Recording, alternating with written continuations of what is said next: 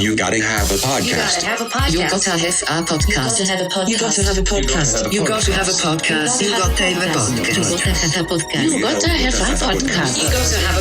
You gotta have a podcast. You gotta have a podcast.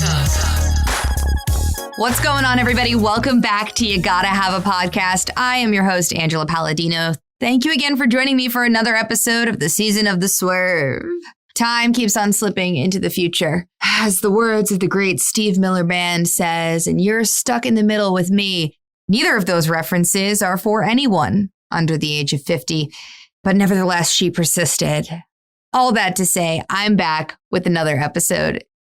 Thank you for joining me. Today on the podcast, I have a really lovely guest, a good friend of mine, a magical man, if I do say so myself. He's worked in news and production as an AD. He dabbles in magic and independent zine publishing, and he's a very passionate dungeon master with multiple podcasts about just that, Dungeons and Dragons. Our guest today is Brian Flaherty. Brian and I talk about the importance of our passions and people, and how in some cases, what you're passionate about is less so about the medium and more about the people that you have the opportunity to work with, like working with your friends, people that you care about and respect. We talk about burnout in the production industry for the crew workers on set and how that can take a toll on you, and work that you once found engaging and thrilling can start to break down your soul. And you might need to retreat into the magical world of the 20-sided die. It's a really lovely and thoughtful conversation with a lovely and thoughtful man. Here is my conversation with Brian Flaherty.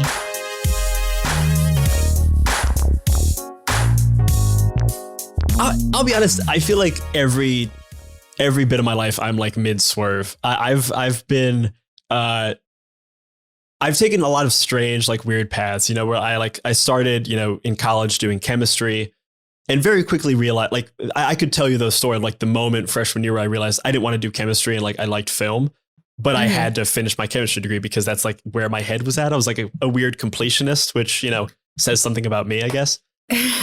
And then, so, I get a second, degree in film, which was from Ohio State, was kind of worthless. It was like a film history degree, but it was an easy thing to add on. And then I come out to New York and get a job at CBS doing, page work. So the grunt work, you think Kenneth from NBC, but it's like way worse than that. It's not, NBC page program is like a real thing. CBS page program is garbage. It's not good. Or at least it was at the time. It may be better. I didn't even know they had one.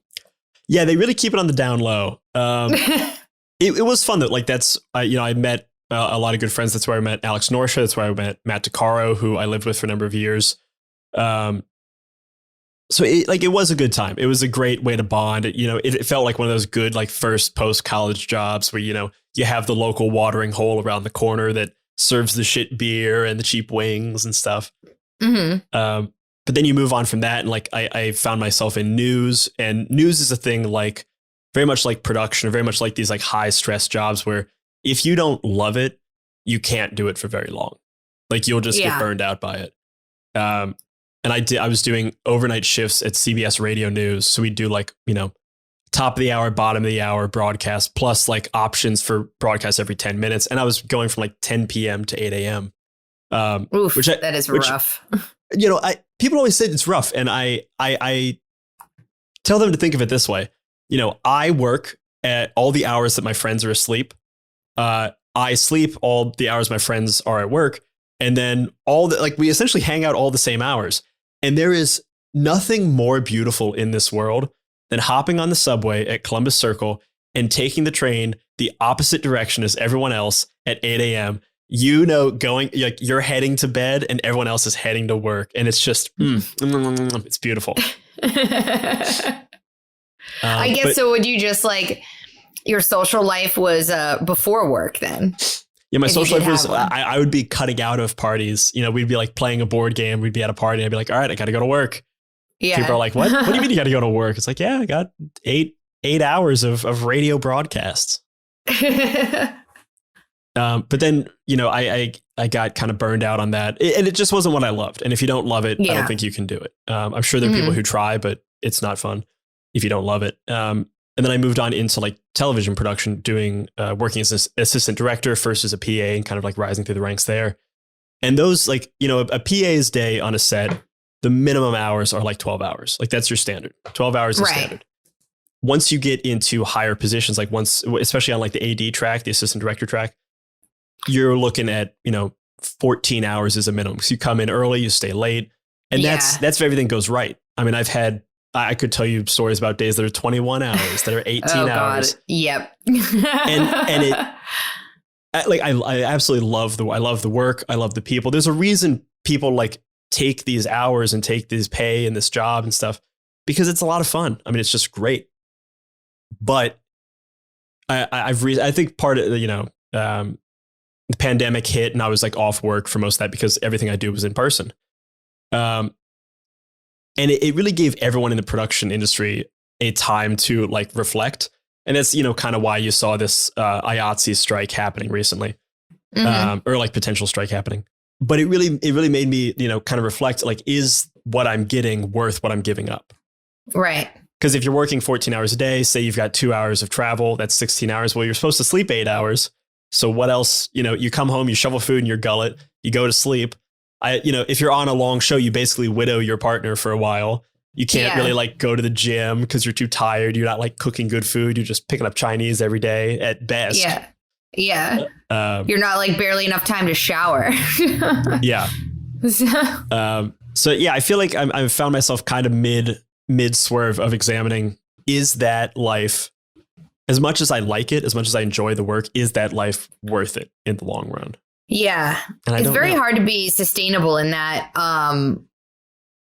for a long time. Like I look at, I mean, also I guess there's a reason that the people that are doing it for like their whole career forever, you know, you go on hiatus and you take a couple of weeks off in between shows if you can help it, especially if you're union and you're making a little bit of money. That is definitely the thing that I would do, where I would, you know, I'd work for 2 weeks or a month on a show. And that's like kind of your life. You're on the show. You don't really see friends. You maybe see some people on the weekends if you have them. Mm-hmm. You know, you see your partner a little bit. And then I'd take a month, like just a pure month off. Yeah. Partially just because you kind of need to. Like I've never been a like workaholic where I'm like, I got to have my next fix of work. It doesn't mean like I don't love the job. I just don't value. That's not where I place all my value. I place my value on like my time with friends and family and just myself and being able to like, you know, walk around the city that I love. Mm-hmm. Yeah. It's tough to do when you're on set for 14 hours. Yeah. Not easy. Not easy. No, not so. It is funny because those types of jobs are, I mean, I work in the same industry and it is like a little bit of a drug. Like it feels like really fun and cool, but then also it is like there have been days where I've come off like a 20-hour day and I can't find anywhere to park the freaking car. Mm-hmm. And I'm just like broken down crying. And I was like, all I want to do is go to bed and I can't park this car anywhere. Yeah. Like really fucking awful shit like that. And you're not wrong about it being like a drug, because there is something very, you know, you do some of these shows sometimes where it's just a nightmare through and through. Like, you know, your first couple of days are 15, 16 hours. Everyone's mad. There's so many problems. Production's cheap, you know, all these different things. But you find your team and you all kind of complain about the same things together and you kind of bond through this. I mean, it's very much like going, I don't want to be too melodramatic, but it is going to battle, it is going to war. Like you find your people, you find your allies, you hold them very close. You do this very difficult thing together. You assault problems, you figure them out together. And you get on the other end. And even though you just went through, you know, not to be too melodramatic, you go through hell, like you have a really rough couple of days, really rough couple of weeks, really rough couple of months, where you're not happy. You get on the other end and there's this feeling of accomplishment, like, hey, we did it. And oftentimes what I'm kind of reflecting back on now at this stage of my career is that oftentimes that feeling of elation and that feeling of camaraderie is really masking like the abuse, like the actual, like, you know, physical, mental abuse that can happen on sets. And this is the reason why IATSE was threatening to strike, and in my opinion, probably should have, because I don't think they got the deal they deserved. Agreed. Because there are a lot of, it is an industry that is very true that if you don't want to do the job, there's someone from Ohio that does, and will do it for cheaper. And that's a power. It's a truth, and it's a powerful, threat. I mean, there are a lot of industries like this, right? Like the production filmmaking is like this. I was talking to someone recently who's in the food world, and like kitchens are like this for chefs. Like it is, even the language that is used is like basically militarized. There's this whole like like the jargon, like calling a fucking clothespin a C-47. Like why? Why? It's a clothespin. The woman I trained under was an AD, and the guy she trained under was actually like a former Navy SEAL. And she adopted a lot of that and took on this very like military approach. And there is something to be said for that. There's a clear chain of command, because what people think they want is a very collaborative environment, and that should exist. Right. But the problem that happens is if we are under a time crunch, we have an hour to get this thing done, and everyone's trying to give an opinion, but no one knows who's in charge. That presents a problem. Whereas when there is a very clear hierarchy and someone just gets to make that decision, or you can say, it is also like a very powerful thing to say, that's not my job. I haven't been tasked with that. Someone else has been tasked with that. We need to confirm what they want to do. Yeah. And also, especially in something like production where it is dangerous work. Yeah. And it's like only certain people are allowed to do certain jobs. If you do not have the expertise in the certifications to do this thing, you're not allowed to do it. Don't touch it. You're going to electrocute yourself. That's true. Yeah, but it is a drain and a soul suck a little bit, even though as fun as it can be, it's if you don't get the proper recovery time, right, it's not sustainable. and part of the problem is for me, what I've been asked the question before, like what do you want to, whenever you're working in production, people ask you, where do you want to be? Like, what do you want to be doing? Yeah. And usually it's like people saying, oh, I want to be a director. I want to be a writer. I want to be an actor. I want to be a DP, something like that. Mm-hmm. And for me, I never quite knew how to answer, but the best answer I could always give was, I want to be working on my stuff. I want to be working on my friend's stuff. And I want to feel ownership of what I'm working on. Yeah. But the problem is that, I've worked on a lot of mostly like competition style cooking shows, Beat Bobby Flay, Worst Cooks in America, new show for Netflix that has a title, but I've honestly, they kept changing the title. The working title was Rage Against the Vending Machine, which great fucking title. I don't think they got the clearances for it, but I wish they did. So you work on a lot of these shows, and I love the work. I'm proud of the stuff that I did. We got the days done. I like to think that I made, there might be someone out there listening who has worked with me and does not think this is true. I hope not. But a lot of an AD's job is to be the communication hub, to make sure everyone knows where they're supposed to be going. And really, I always express that if I do my job right, everyone gets to do the work they want to do. No one's rushed. I'm not pressuring anyone to get to do work they don't want to do, or do a quality of work they don't want to do. And I think I have been successful in adding that element. So while I'm proud of the work I do, I don't feel any ownership of Beat Bobby Flay. I don't feel any ownership of Worst Cooks in America or Chocolate Explosion or any of these things.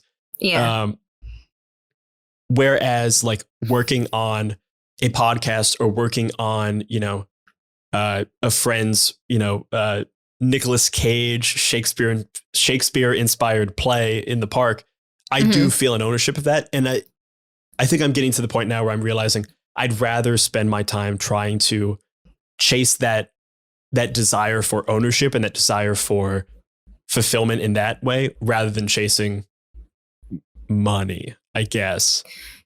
Which may be dumb, because like you can make a pretty lucrative living in film and television if you just keep specializing in things. Like, specializing as an AD in food culinary competition shows, it's a very niche market. I know all the people that do it. Yeah. So, maybe not the best choice for my financial stability. But for mental stability, it's been good so far. Is the goal then eventually to have the ownership things be the lucrative things too? I mean, right? I think that's that's always the ideal. The old adage, if you do what you love, you'll never work a day in your life, which I don't really believe, but there is, obviously like doing the thing that most fulfills you, making that profitable is obviously the dream. That sounds great. Right.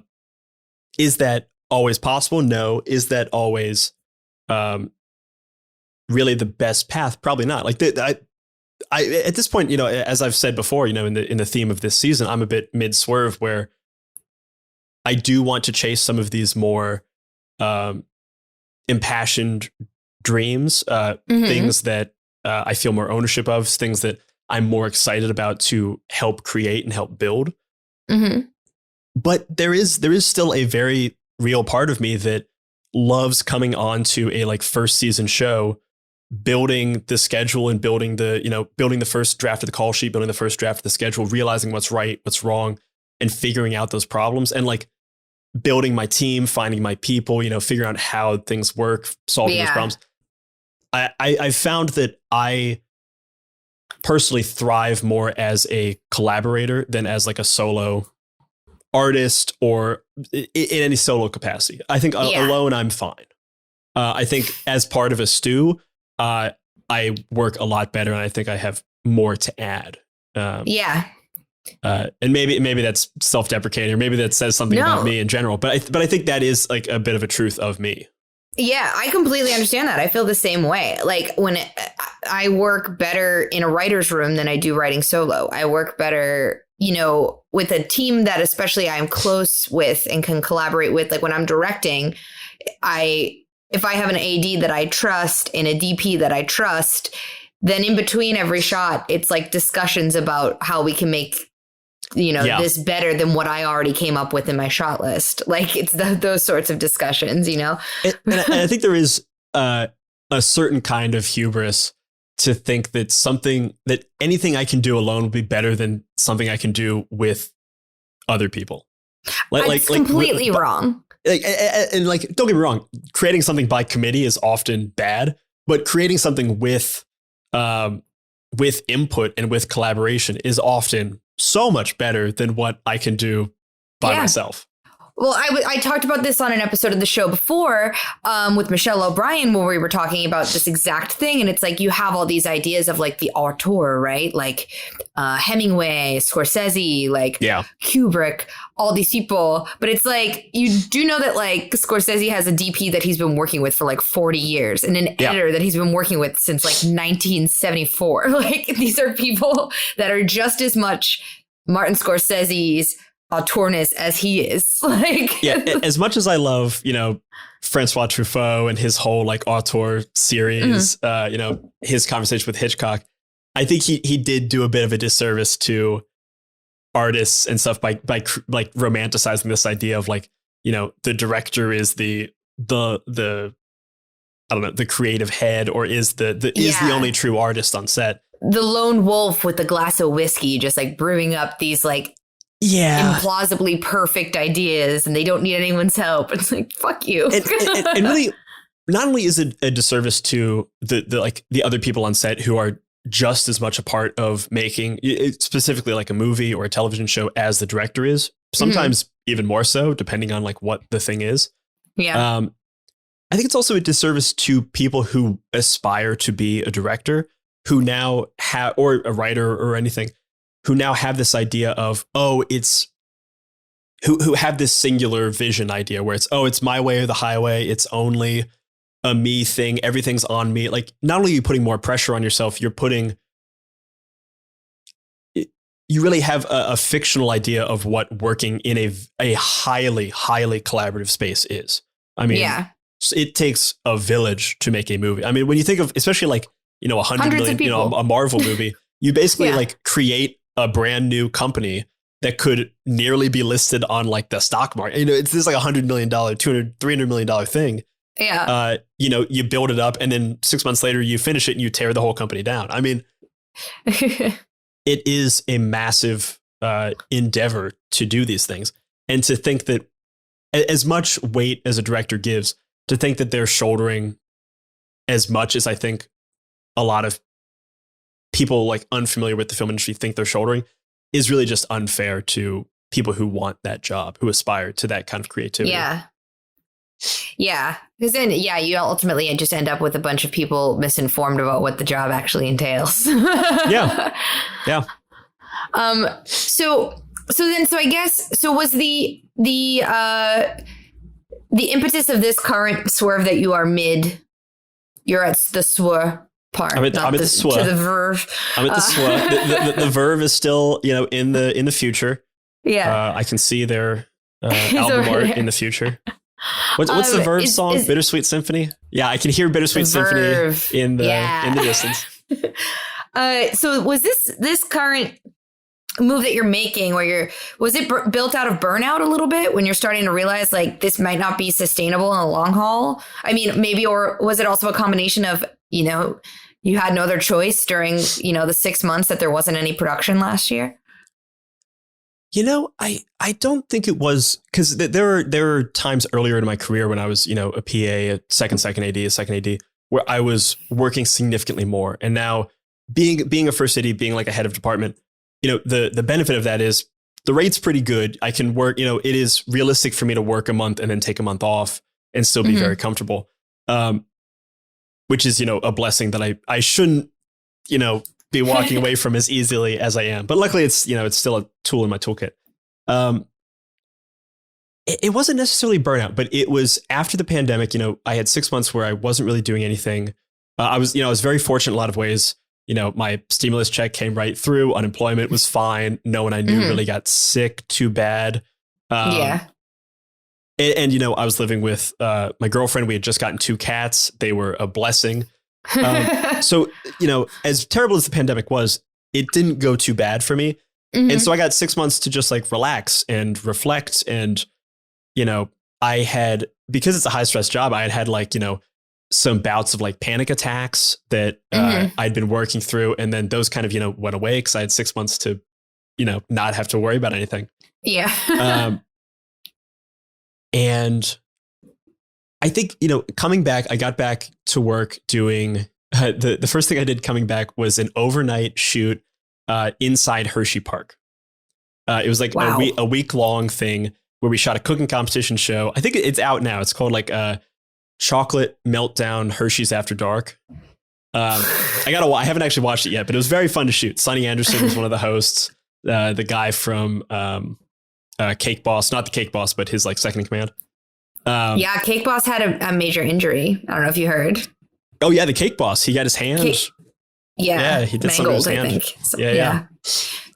Anyway, continue on about your chocolate show. So we worked on this thing. I think it was Chocolate Explosion Hershey's After Dark, and it was overnight shoots where the conceit of the show was there would be a cooking competition like inside Hershey's chocolate world, like inside the store aspect, and then midway through the competition, the people would have to run out into the park, ride a ride to get a clue to like, do a different thing to their chocolate That's creation. Insane. Crazy show. I got me and Matt Tuccaro, who I met at CBS when I first moved here. He was like one of my first roommates. Ended up being like one of the first people I met. Now one of my best friends. We just did like a big bike ride together. That's a tangent, but very good friend. I got him on as my second AD, and we went to Hershey and we did these overnight shoots. And it was a lot. It was exhausting. There was, these big, company moves, kind of. It was this weird, I think there was like 8 cameras plus a jib.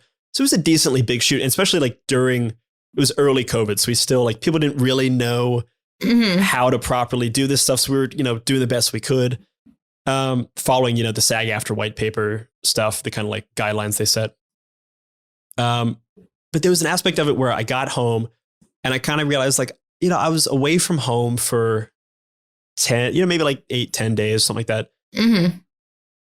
And all I had to show for it was like, me and Matt had some fun hanging out at I don't know. I didn't feel as fulfilled as I had before. I think maybe my eyes had been opened a little bit because of 6 months off. Like I didn't have that work brain that was just constantly going. Though there is also something to be said where, 4 a.m. I was like riding a golf cart through a completely empty Hershey Park with no one in sight. There's an aspect of that where it's like, all right, this is pretty fucking cool. Like I can't complain about it. So I really don't want you to think I'm complaining about this, but I've realized a lack of fulfillment. And maybe that's because, I'm in more of a, Like as an AD, I'm in more of like a logistical role. So maybe I can't find fulfillment there. I don't know. But for some reason, I didn't find as much fulfillment as I had. Doesn't mean I didn't enjoy it. Doesn't mean I didn't take my job seriously. And, I think I did a good job on all these things. And, there's a few shows after that, this table show with Martha Stewart. There was this Netflix show with Megan Stalter, and kind of the same thing. I really enjoyed the work, really enjoyed the people I worked with. Like I enjoyed the challenge of it, but still kind of came out of it feeling like, that's a lot of time. That's so much time. Right. And then it does take away from your time to do other things. Like it steals, your time for your partner. I had gotten really into cooking during the pandemic, and you don't have time to cook. And I like to take my time and do a whole fucking thing. Yeah. I had gotten into going to the gym, and it's like when you work 14 hours a day and you only have an hour to do a fun thing, going to the gym usually goes pretty far down my list as much as I enjoy it. It's the opportunity cost. I've realized is higher than I thought it was, or maybe it's just gotten higher. That opportunity cost is something that I used to like. I very fundamentally based many of my decisions on that a couple of years ago, to the point where now it's just, I think, ingrained in my decision making processes. There is, especially now, I turned 30 a couple months ago, and I think this is true for a lot of people, and it's definitely true for me. I always feel like 22, 23. I always in my head, I kind of always do the math from there. I'm sure when I was 22 or 23, I felt 18. I'm sure 18, I felt 14, whatever. But you feel a lot younger than you are. And what the problem with that is that I am sometimes in the mindset of early 20s, where I think, all my friends are available and stuff, and we can go hang. But once you get to, your early 30s, your late 20s, more things start to pull at your time. So maybe you have a serious relationship. Some people I know are, having kids or getting married or, moving away. And all of a sudden it just gets a little bit harder to do some of these things that it's very fun to do for free and with your friends when you're early 20s, and becomes much more difficult when you're in your 30s. So when I do these kind of personal projects, I ran a collaborative zine that I did every month for I did 10 issues right up until the pandemic, and the pandemic hit, and I was like, this isn't fun anymore. And then I'm doing these a couple of Dungeons and Dragons related podcasts. Yeah. I always go into it telling people up front, hey, here's what the time commitment is. Here's what I am asking from you, and here is all the stuff you need. I really try to make it, if they need, for a Dungeons and Dragons, if they need dice, I send them dice. If they need a player's handbook, I send them a player's handbook. If they don't have a good microphone, I ship them a good microphone. I try to make it as set it up for success. Yeah. Set it up for success, but also make it as low a lift for them as possible. Exactly. Because ultimately, as much as I want my projects to be important to my friends, they're not. They're not as important to my friends as they are to me. Yeah. and it's not fair of me to put something that is urgent and important to me into their urgent and important pile. Because once you do that, that's where you create friction and stress.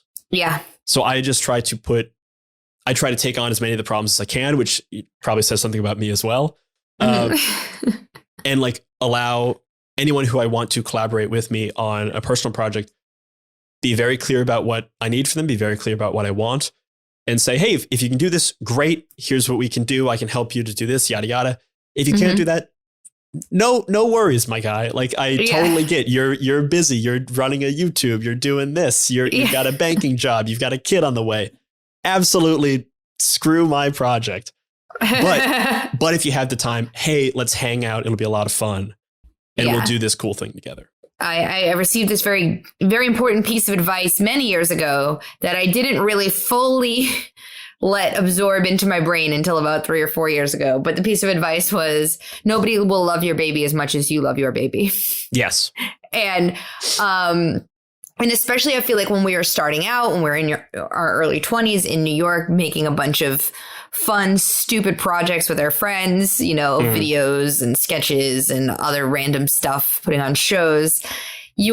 always like think like, oh, well, this is an awesome thing. Why wouldn't anyone want to like be involved in it? But then it does hit a certain point where it's like, okay, there's no more abundance of free time anymore. Right. At this point, I'm 30. I was very involved in like, I knew a lot of friends in the New York comedy scene as you do. And a lot of my friends are way more successful than me, or at least are more successful in like a public eye or something. And I always feel weird or icky, like trading on that friendship a little bit. Like, I've got, I want to give an example, but it even feels weird to me to like name drop an example. So I've got a friend who runs a very big, YouTube channel. Mm-hmm. Good friend.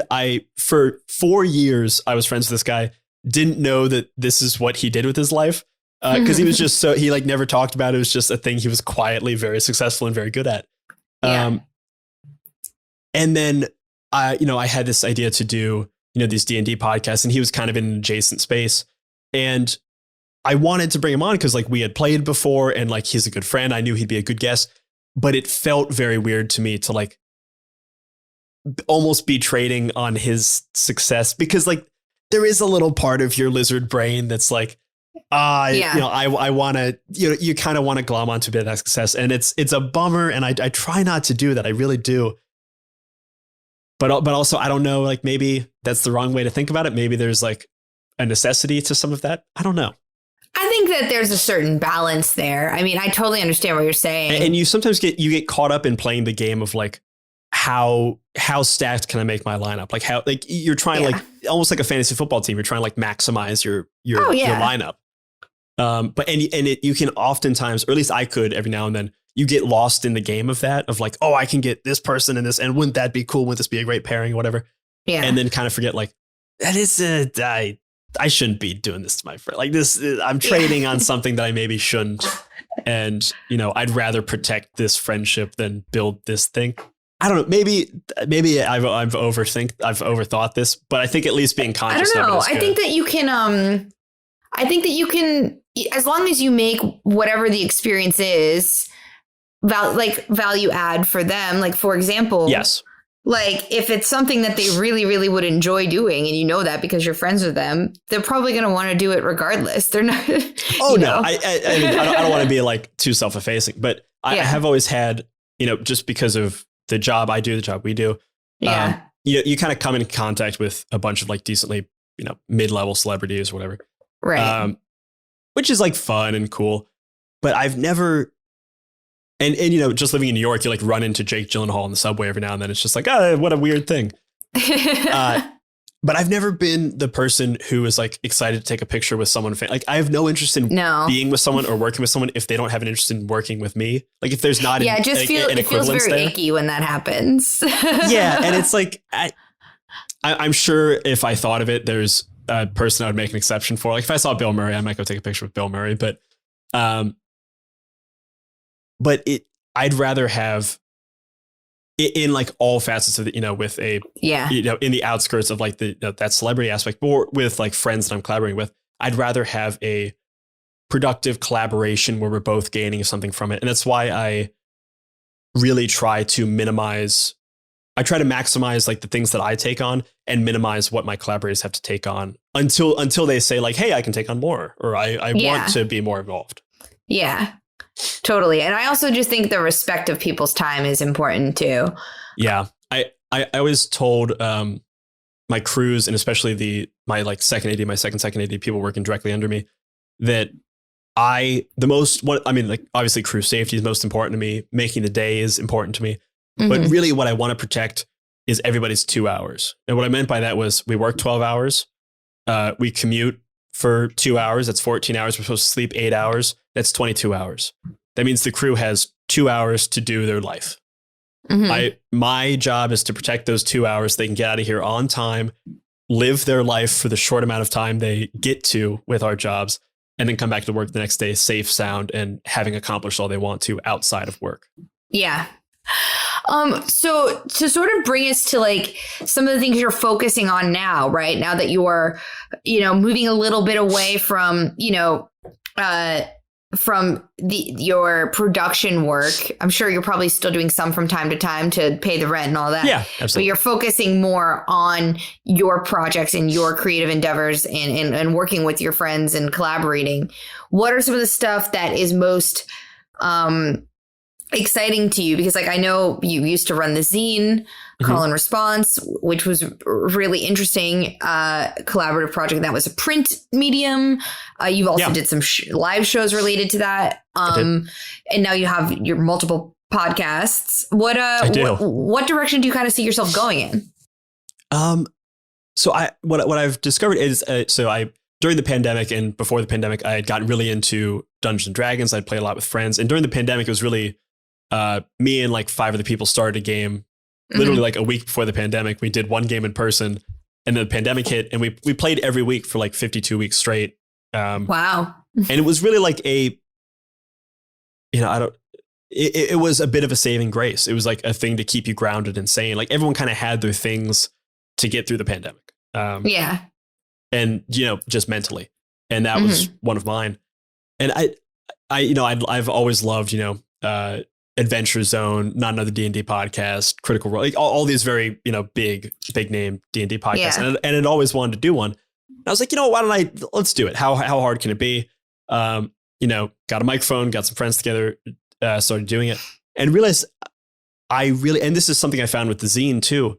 I really liked the process of like the nitty gritty of audio editing, of like really getting down and dirty and like, mixing the sound, mixing the audio levels, editing things out, pulling in music, pulling in sound effects, making things sound good, and like heightening areas where I wanted to heighten and pull back on areas where I wanted to pull back. Because with this, we record and it's kind of set in stone. Like I can't really fix what we say. Like if we make a weird turn and there's a boring bit, I can cut it out maybe. But otherwise I can just heighten or lower. And I've enjoyed that. And I think that kind of harkens back to my idea that I think I'm a better collaborator than I am like a solo act or whatever. Because that was true when I did this zine too. I, did the first one was basically like, I did it in Adobe InDesign, but basically I could have done it in Microsoft Word. I mean, it was very, very simple. And each month I kind of upped the gradient a little bit on myself just because like I wasn't satisfied. I kept like looking at other, magazines and layouts and stuff. And by the I think we finished it at 10th. By the time we got to the 10th issue, it was really like a thing. Like I was on the border of being in a place where I was beginning to be satisfied with it. But again, it was kind of a thing where people would submit stuff and I couldn't change their stuff. Like they would submit a story to me, or they would submit a picture, a photograph, whatever. And I can't alter that. I there's nothing I can do creatively other than heighten it with, the layout design, or, if it's bad, diminish it with like placement in the magazine or how it's designed. Right. But that was fun to me. It was like, I liked the process of that creation. And I found that true with the podcast as well. Cause I mean, the way I've designed these D&D podcasts is incredibly collaborative. There's a, supplementary podcast called Cannon Fodder, where we literally like I bring on guests and we spin a wheel to decide what we're talking about, like, food, fashion, different aspects of the world. And we build it together. So literally like the world that I'm going to be playing in one podcast is being built by a collective in a different podcast, which is really just a great cheat for me. I just get to do a writer's room every couple of days and then like throw that into the game and, act as if I'm God. But I really enjoyed that. I've enjoyed the process of audio editing, of finding finding a thing that I feel an ownership of, and a thing that I want to like keep making bigger, and kind of like, I've got plans for like 3 or 4 different supplementary shows and like fun ideas that are literally Brian Flaherty extended universe. Honestly, there's 3 shows that I am actively planning. I'm planning on doing like 3 seasons of the show concurrently. I always end up biting off more than I could chew. I enjoy it. And there is a very, anyone, who has a podcast, there is especially with something as niche as a D&D, actual play podcast where all the episodes are like an hour and a half to 2 hours long. Like it requires some commitment.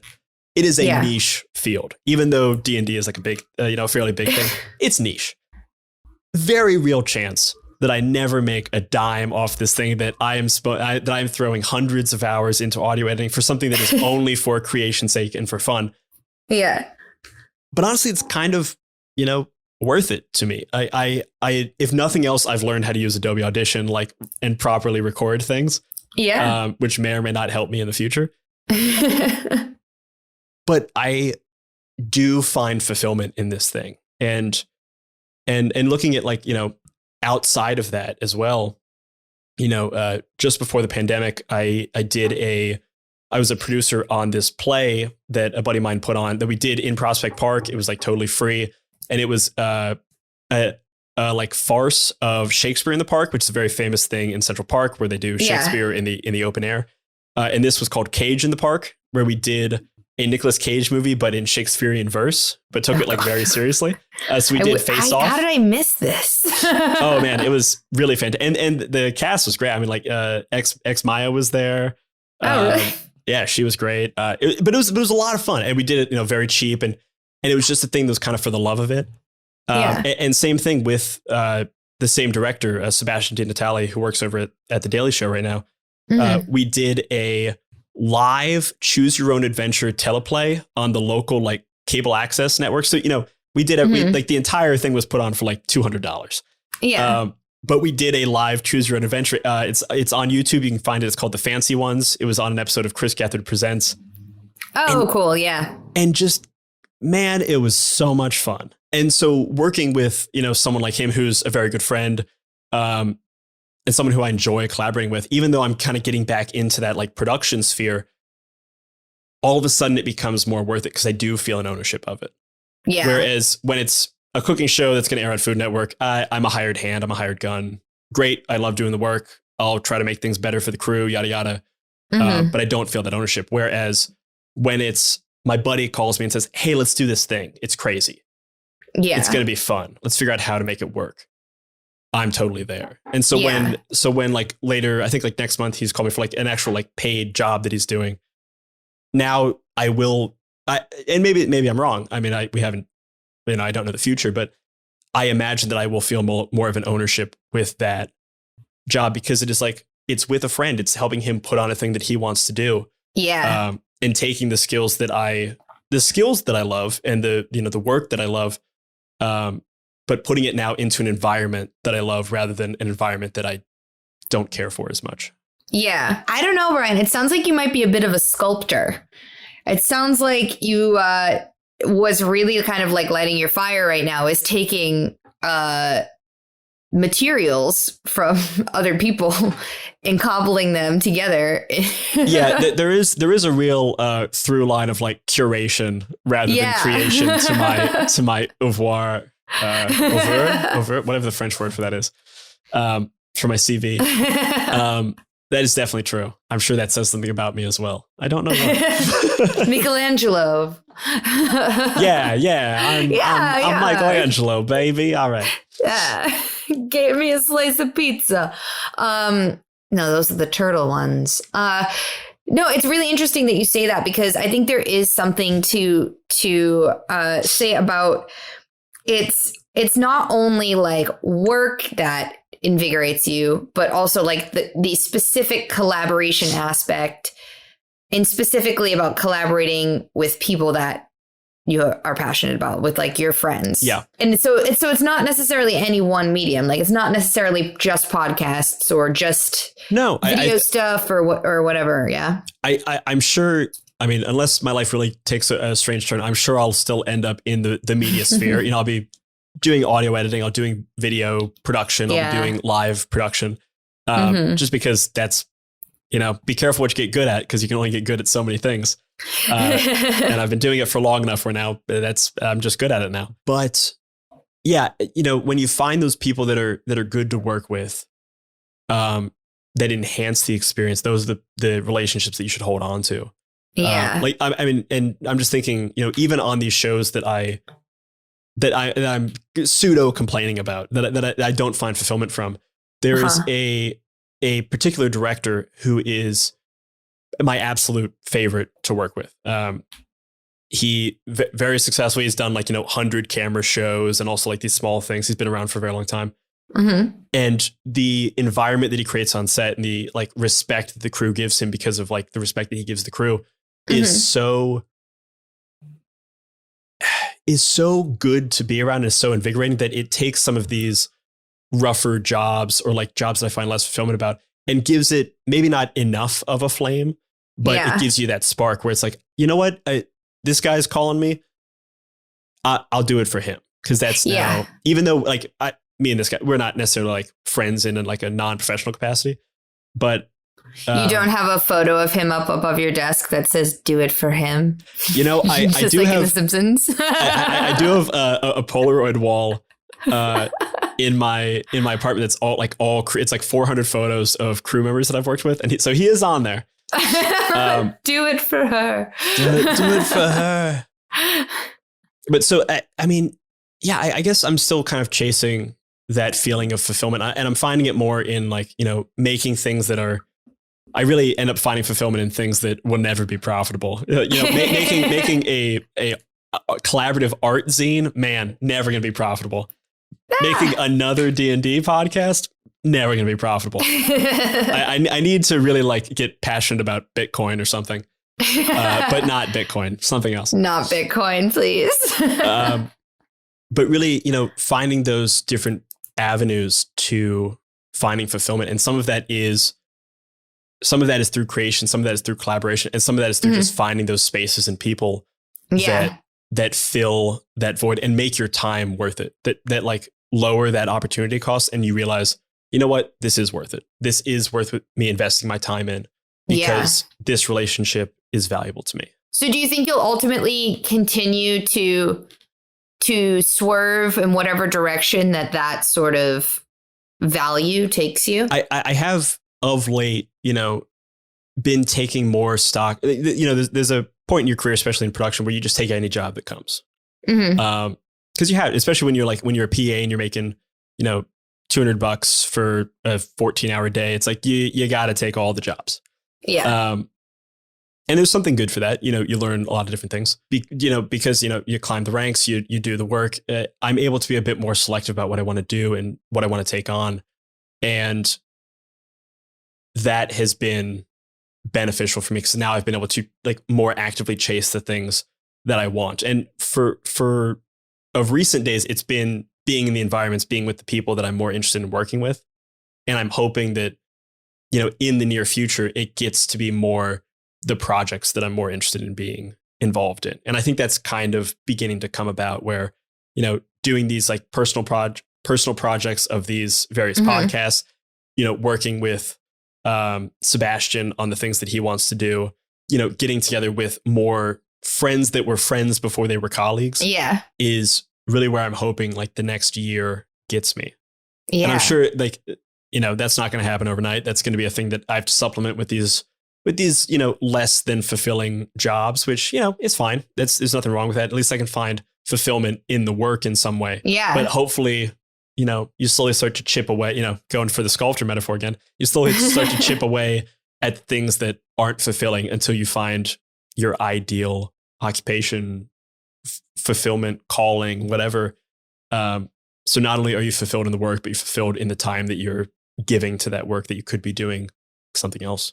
Yeah. Yeah, that's really interesting. So for now, the general goal is to just lean into your swerve, huh? And continue to keep making headway toward the goal of your doing more exciting projects for yourself. Yeah, I think it's really leading into the swerve, really trying to lean into the fear of actually having to like try at the thing you actually want to do rather than just dream about it.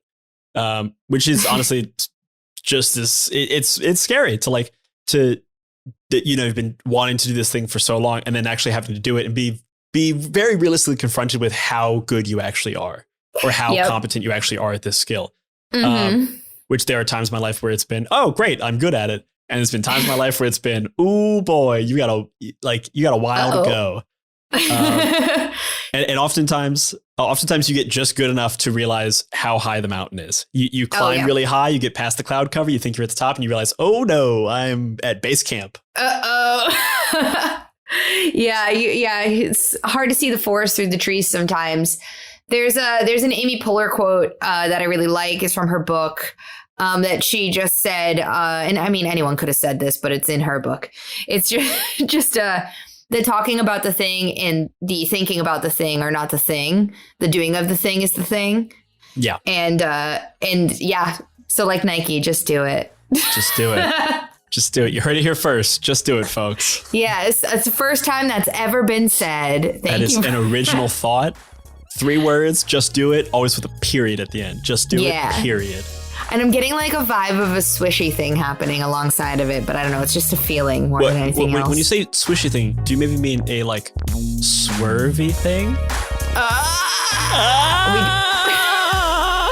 We belong in jail for these puns. Take us away. Take us away right now.